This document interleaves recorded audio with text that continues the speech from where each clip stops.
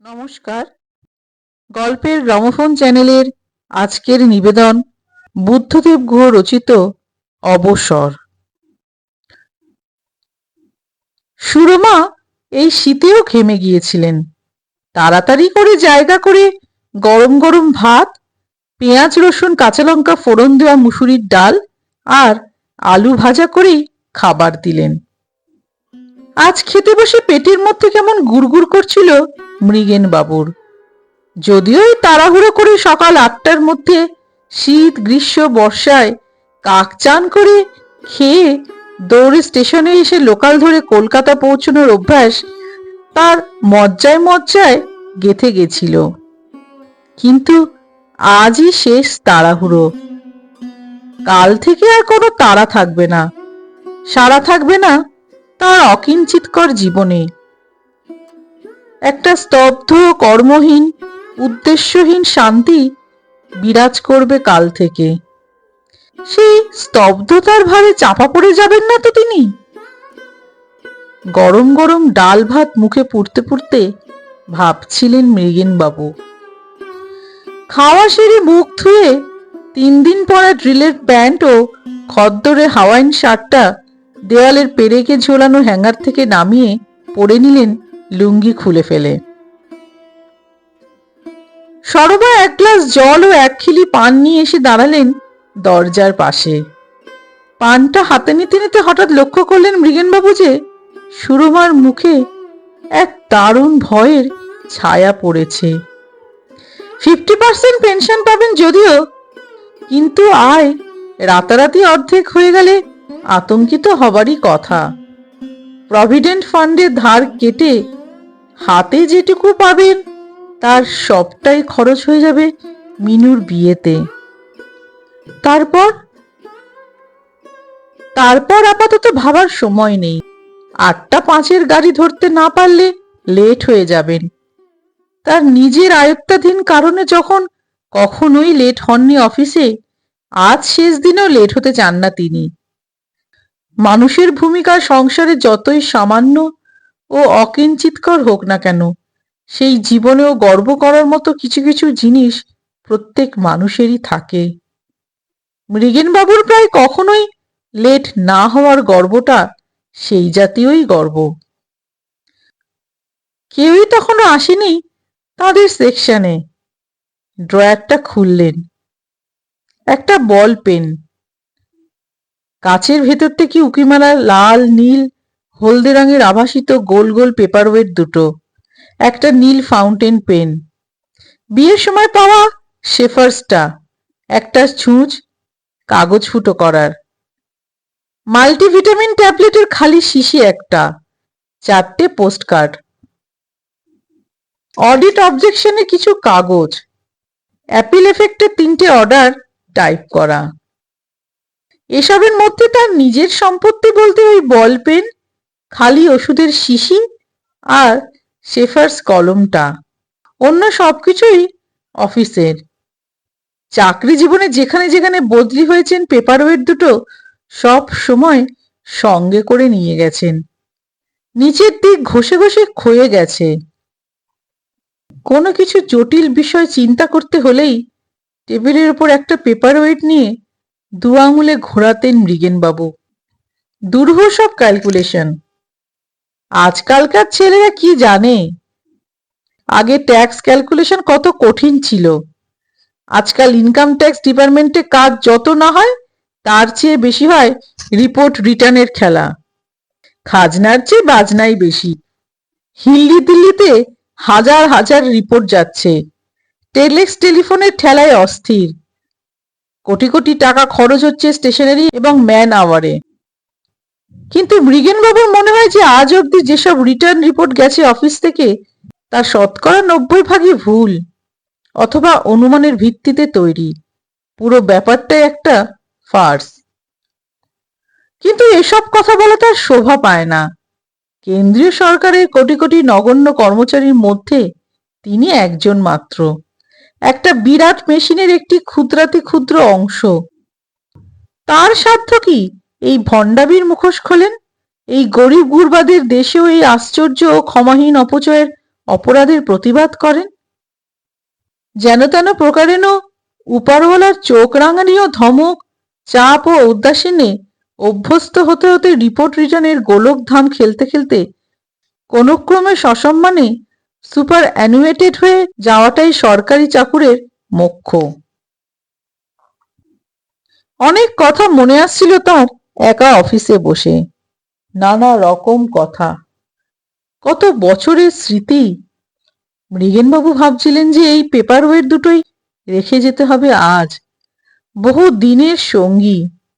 রেখে যাবেন আরো অনেক কিছু, বুকের মধ্যে অনেক বোধ, সহকর্মীদের ছোট ছোট ঈর্ষা, পরশ্রী কাতরতা, অবিবেচনা এবং মহত্ব ভালোবাসা সহমর্মিতাও। বুক খালি করে চলে যাবেন আজ বিকেলে। কি করে যে সকাল থেকে এতখানি সময় কেটে গেল বুঝতেই পারলেন না। সকলেই নিজে নিজের কাজ এবং অকাজ নিয়ে ব্যস্ত। উনি যে আজ রিটায়ার করবেন এই মর্মান্তিক খবর নিয়ে অন্য কারোরই কোনো চাঞ্চল্য নেই মনে হলো। অভিমানে লাগলো বড় মৃগেনবাবুর। গলার কাছে কি যেন দলা পাকিয়ে উঠে আসতে লাগলো। টিফিনের সময় ক্যান্টিনে গিয়ে এক কাপ চা খেলেন মৃগেনবাবু। ক্যান্টিনে যে ছেলেটি কাজ করে তার বিশেষ পরিচিত। সে জানে না যে মৃগেনবাবু আর কখনো আয়কর ভবনের ক্যান্টিনে চা খেতে আসবেন না। ছেলেটিকে কিছু বললেন না মৃগেনবাবু। তার রিটায়ারমেন্টটা তার নিজের কাছে হয়তো একটা বিরাট ব্যাপার, কিন্তু এই ছেলেটির কাছে এবং অন্য সকলের কাছে নয়। চায়ে চিনি প্রায় দেয়নি বলতে গেলে, দুধও কম। তবুও কিছু বললেন না মৃগেনবাবু। আজকের দিনটিতে কারো কাছ থেকে কিছু চেয়ে নিতে চান না তিনি। যে যা দেয় ভালোবেসে, যতটুকু দেয় শেষ দিনে তাতেই খুশি তিনি। লিফটে উঠে নিজের সেকশনে চলে এলেন তিনি চা খেয়ে। কেঁদে টেদে ফেলবেন না তো? দুপুর থেকে মনে মনে নিজেকে শক্ত করতে লাগলেন। হেমেনের সঙ্গে একটা তুচ্ছ ব্যাপার নিয়ে ঝগড়া হয়েছিল কয়েক মাস আগে। এ নিয়ে তিনি দুঃখিত ছিলেন। অন্যায়টা হেমেনেরই, তার নয়। এই অফিসে হাকিমরা কখনোই নিজের চেম্বার ছেড়ে সেকশনে আসেন না, তাই কে কাজ করে এবং কে করে না তা তাদের জানার কথা নয়। ফলে যে বোকারা কাজ করে তারা কাজ করেই মরে, আর যে চালাকরা ফাঁকি মারে তারা সারা জীবনই ফাঁকিই মেরে যায়। যেহেতু একটা সরকারি অফিস, সেহেতু এখানে বেশি কাজ করলেও মাইনে বাড়ে না, ফাঁকি মারলেও মাইনে কমে না। চাকরি যাওয়ার তো প্রশ্নই ওঠে না। সেখানে কতিপয় বোকা লোক পুরো দপ্তরটাকে বছরের পর বছর গন্ধবাঁধনের মতো নিজের ঘাড়ে বয়ে বেড়ায়। ছোট বড় চাকুরি ওই মুষ্টিমেয় মানুষগুলি কোনোদিন হাত থামালে হুড়মুড় করে প্রশাসন ভেঙে পড়বে। সরকারের আদ্য শ্রাদ্ধ সম্পন্ন হবে সেদিন। একটু অন্যমনস্ক হয়ে পড়েছিলেন মৃগেনবাবু। কত কমিশনার দেখলেন, নারগলওয়ালা, জনসন, অহিন্দ্র চৌধুরী, ভালো ভালো উপরওয়ালাও ছিল। চাকরির শেষ দিনে চাকরি সংক্রান্ত অনেক মূল ও গভীর কথা আজ মনে আসছে। আবর্তের মধ্যে থাকলে আবর্তকে দেখা যায় না। আজ এই আবর্ত থেকে বাইরে বেরোচ্ছেন বলেই তার সমস্ত চাকরি জীবনটাকে একটা সম্পূর্ণ নতুন পার্সপেক্টিভে দেখতে পাচ্ছেন তিনি। হঠাৎ কে যেন পিছন থেকে বলল, মৃগেনদা। মৃগেনবাবু চেয়ে দেখলেন হেমেন। উঠে দাঁড়িয়ে বললেন, বসো বসো। হেমেন ঝগড়ার কিছু মতো উল্লেখ না করে বলল, আপনি চলে গেলে আপনার দাম বুঝতে পারবো আমরা। মৃগেনবাবু বললেন, তাই? হেমেন মুখে আর কিছু বলল না। মৃগেনবাবুর সামনে বসে রইল কিছুক্ষণ ওর চোখে চেয়ে। প্রকৃত বাঙালিরা মুখে ভালো কথা বলতে পারে না, তারা চোখ দিয়ে কথা বলে। হেমেনও তাই বলল।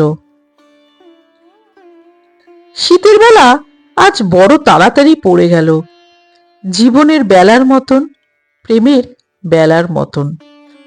প্যারাডাইস সিনেমার অ্যাসবেস্টারের ছাদে এবং কার্নিশে কতগুলো পায়রা উড়ে উড়ে বসছিল।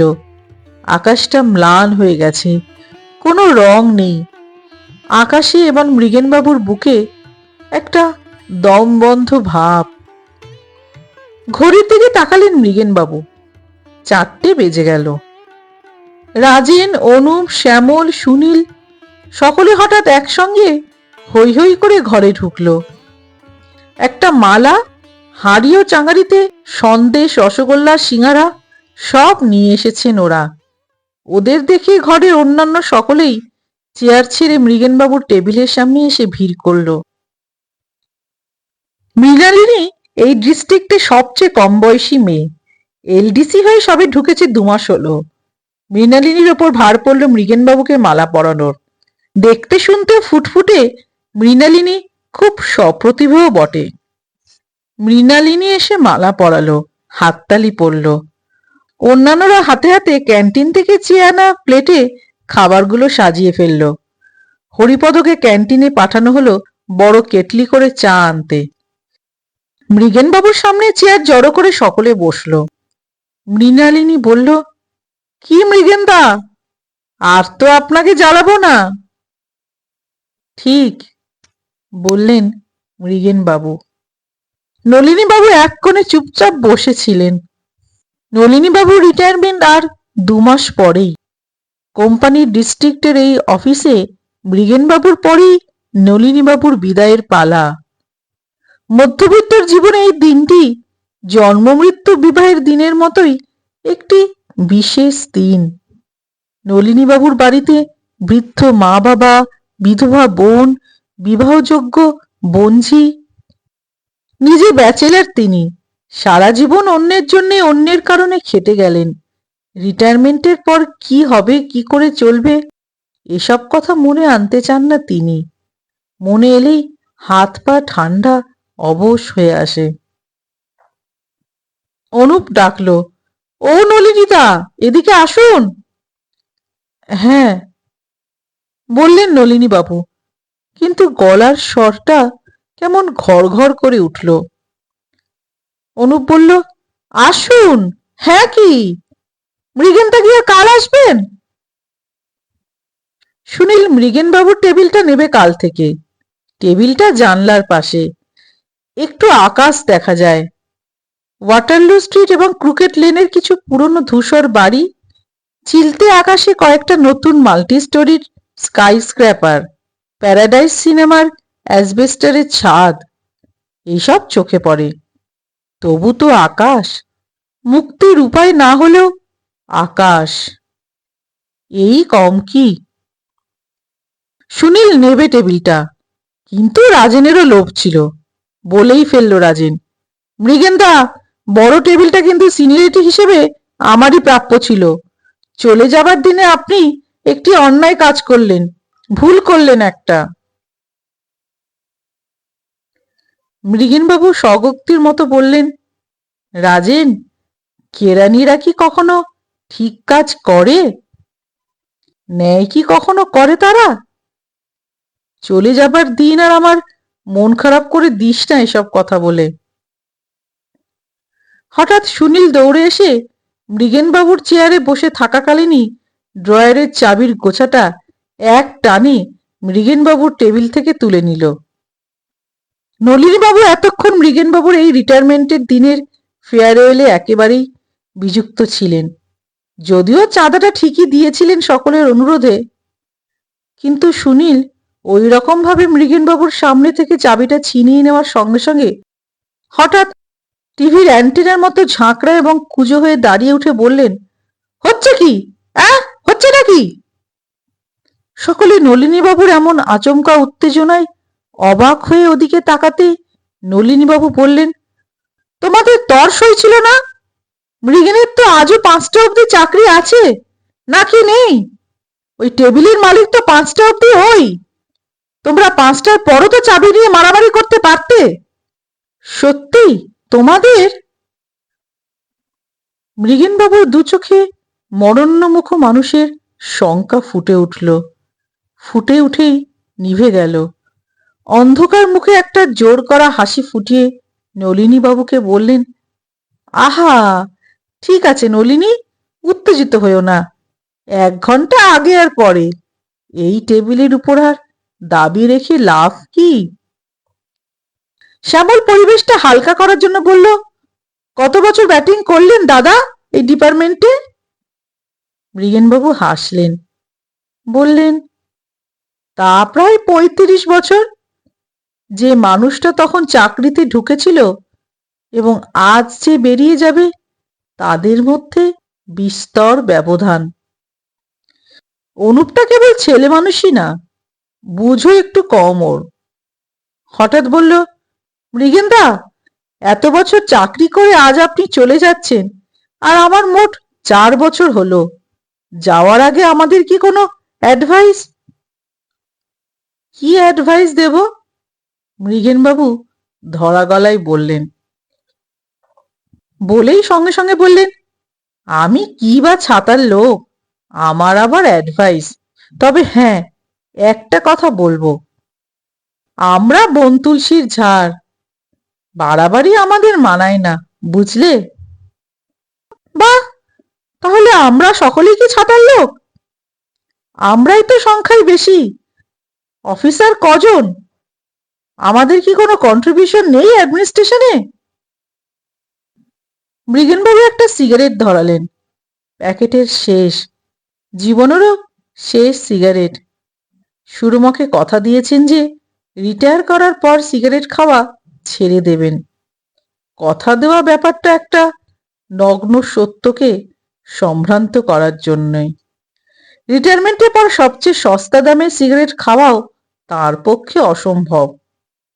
অন্যমনস্ক হয়ে গেলেন মৃগেনবাবু, চুপ করে রইলেন।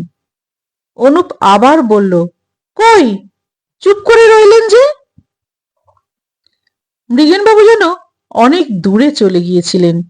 দূর থেকে চোখের ক্লান্ত লেন্স দুটোকে জুম করে অনুপের দিকে ঘুরিয়ে বললেন, কিসের কন্ট্রিবিউশন? আমাদের কোনো কন্ট্রিবিউশন নেই, আমরা নন এন্টিটি। নলিনীবাবু হঠাৎ ঘরের কোণা থেকে উঠে এসে মৃগেনবাবুর সামনে দাঁড়ালেন। তারপর আস্তে আস্তে বললেন, ঠিকই বলেছিল মৃগেন, আমরা উপরওয়ালাদের চোখে নন এন্টিটি, কিন্তু আমরাই এই নাটকে উইংসের পেছনে থাকি সব সময়। উইংস ওঠায় নামায় আলো ফেলি নায়কদের মুখে। আমরা প্রমাণ করি অ্যাডমিনিস্ট্রেটরদের ভূমিকা, কিন্তু আমরা ফালতু। ছেলেরা সকলে চাঁদা করে একটা সোয়েটার কিনেছিল মৃগেনবাবুর জন্যে। প্যাকেটে মোড়া অবস্থায় সেটা দিল ওরা। মৃগেনবাবু অভিভূত বোধ করলেন, কিছু বলতে পারলেন না। ফেয়ারওয়েলের শান্ত অনুষ্ঠান বক্তৃতা মঞ্চের মতো হয়ে যাচ্ছে দেখে যখন হেমেনবাবু ও সুনীলরা সকলেই বিব্রত বোধ করছিলেন, তখন স্নেহলতা এলেন। ভিড় ঠেলে এসে মৃগেনবাবুর সামনে দাঁড়ালেন। মৃগেনবাবু চোখ তুললেন। স্নেহলতা এখন পোদ্দার কোর্টের অফিসে, দেখা হয় খুব কম। আজ থেকে 25 বছর আগে যুবতী স্নেহলতাকে প্রেম নিবেদন করেছিলেন মৃগেনবাবু, বিয়েও করতে চেয়েছিলেন। স্নেহলতা তখন একজন ইন্সপেক্টরকে ভালোবাসতেন, এখন তিনি অফিসার। জানতেন না মৃগেনবাবু, বোকামি করেছিলেন। কিন্তু তাকে দুঃখ না দিয়ে বুদ্ধিমতীর মতো স্নেহলতা বলেছিলেন, যাকে মানুষ ভালোবাসে তাকে কখনো বিয়ে করতে নেই। স্নেহলতার বাড়ি ছিল বরিশালে। হ্যান্ডব্যাগ থেকে একটা ছোট্ট প্যাকেট বের করে বলল, খান মৃগেনদা, আপনার জন্যে নয়নজুলি বানিয়ে এনেছি। মৃগেনবাবু হঠাৎ লক্ষ্য করলেন স্নেহলতারও কপালের চুল পেকে গেছে, গড়ন ঢিলে ঢালা হয়ে গেছে। বয়স বড় নির্লজ্জ নির্দয়, কারোরই রেহাই নেই এর হাত থেকে। স্নেহলতা বসেই রইলেন, বললেন, চলুন একসঙ্গেই বেরোবো। তারপর অনেক এলোমেলো কথা, চেঁচামেচি। তারপর ছেলেরা একে একে চলে গেল। প্রায়ই কেউ না কেউ রিটায়ার করে কোনো না কোনো সেকশনে। ফেয়ারওয়েল দেওয়াটা ভদ্রতা, কিন্তু তা নিয়ে বেশি সময় নষ্ট করলে চলে না। প্রত্যেককেই ট্রাম, বাস, ট্রেন ধরতে হবে। ওদের জীবনে আনন্দ অথবা বিষণ্ণতারও সময় নেই। শুধু হেমেন আর নলিনীবাবু ছিলেন, আর স্নেহলতা। মৃগেনবাবু উঠলেন। হাঁটুটা কেমন যেন কেঁপে উঠল। লিফটে নেমে আয়কর ভবনের সদর দরজায় এসে হেমেন আর নলিনীবাবু চলি বলে দুদিকে চলে গেলেন।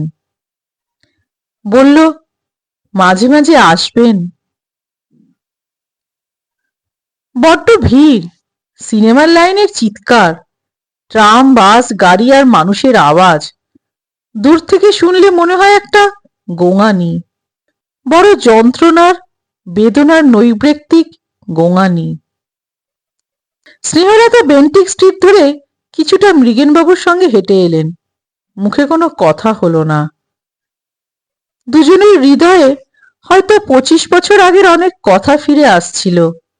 তখন কলকাতার যৌবন ছিল তাদের দুজনেরও। স্নেহলতা দাঁড়ালেন, বললেন, আমি 25 নম্বর ধরবো মৃগেনদা। তারপর বললেন, মিলির বিয়ের সময় নেমন্তন্ন করব, আসবেন কিন্তু। মিলি? অবাক হলেন মৃগেনবাবু। বললেন, মিলিরও বিয়ের বয়স হয়ে গেল? এই তো সেদিন হলো, পিজিতে হয়েছিল না? স্নেহলতা হাসলেন, বললেন, 23 বছর বয়স হয়েছে ওর। মৃগেনবাবু যেন ধাক্কা খেলেন একটা। কথা ঘুরিয়ে বললেন, তোমার কর্তা কেমন আছেন? এখন তো যেন কোথায় posted? Stand road, Middleton road. না না, 3 নম্বরে, তাই না? ভালোই আছে, স্নেহলতা বললেন। তারপর বললেন, মিলির বিয়েতে না এলে খুব রাগ করব। বলেই হঠাৎ বললেন, মিলি তো আপনারও মেয়ে হতে পারত। মৃগেনবাবুর চোখের সামনে হঠাৎ এক ঝাঁক সাদা নরম পাখি উড়ে এসে বসল। নাকে রাস রাস কামিনী ফুলের গন্ধ এলো ভিড় করে। মৃগেনবাবু যখন ভালো করে চোখ তুলে তাকালেন, তখন আলিয়া হোটেলের সামনে ভিড়ের মধ্যে স্নেহলতার ফিকে নীল রঙা শাড়িটা এক ঝলক দেখা গেল শুধু। মৃগেনবাবু কিছুক্ষণ নিশ্চল দাঁড়িয়ে রইলেন ওখানে। তখনই শিয়ালদার দিকে গেলেন না। বিকেলে অফিস ছুটি হয়েছে এর আগে বহু হাজার দিন, কিন্তু আজকের ছুটিটা বড়ই অন্যরকম। কি রকম তা একটু ভালো করে বুঝতে চান মৃগেনবাবু। অনেকক্ষণ পর পা বাড়ালেন। এ পথে ও পথে উদ্দেশ্যহীনভাবে ঘুরলেন। যে মুহূর্তে অফিস থেকে বেরিয়েছিলেন সেই মুহূর্ত থেকে হাতঘড়িটা একটা অনাবশ্যক গয়না হয়ে গেল তাঁর কাছে। পানের দোকানে দাঁড়িয়ে 120 জর্দা দিয়ে একটা পান খেলেন, একটা সিগারেটও। শেষ বিলাসিতা। তারপর গয়না ঘড়ি পরে অনেক ঘুরে টুরে ভাবনার আকাশে উড়ে উড়ে একটি ক্লান্ত হোমিং পিজিয়ানের মতো নিজের অজ্ঞাতেই আবার ফিরে এলেন অফিসের কাছেই। ইলেকট্রিক সাপ্লাইয়ের অফিসের সামনে দাঁড়িয়ে চেয়ে রইলেন উঁচু 9 তলা আলো নিবনো বাড়িটার দিকে। বড় বড় করে লেখা রয়েছে ইনকাম ট্যাক্স বিল্ডিং, আয়কর ভবন। এই বাড়িটা তৈরি হওয়ার পর থেকেই এখানেই পোস্টেড তিনি। তা প্রায় বছর 20 হতে চলল। এত বছর শিয়ালদায় নেমে অফিসের দিকে হেঁটে আসতে আসতে প্রতিদিনই দূর থেকে এই বাড়িটাকে দেখেই ঘৃণায় বিরক্তিতে তার ভুরু কুঁচকে উঠত। গোলামির জায়গা। কিন্তু আজই প্রথমবার এখন অন্ধকার নিষ্প্রাণ অফিস বাড়িটাকে বড় সুন্দর বলে মনে হলো তার। অনেকক্ষণ অফিস বাড়িটার দিকে অপলকে চেয়ে রইলেন মৃগেন বাবু। গল্পটি এখানেই শেষ হলো। চলে যাবার আগে একটি ছোট্ট ঘোষণা, আপনাদের যদি আপনাদের পছন্দের কোনো লেখকের লেখা গল্প শুনতে ইচ্ছে করে অবশ্যই আমাকে সেটি কমেন্ট করে জানাবেন। আমি চেষ্টা করব আপনাদের পছন্দের সেই গল্পগুলি আমার গল্পের গ্রামোফোন চ্যানেলের মাধ্যমে সকল শ্রোতাবৃন্দের সামনে তুলে ধরতে।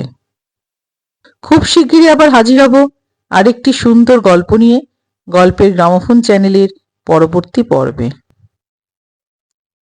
সকলে ভালো থাকবেন, সুস্থ থাকবেন। নমস্কার।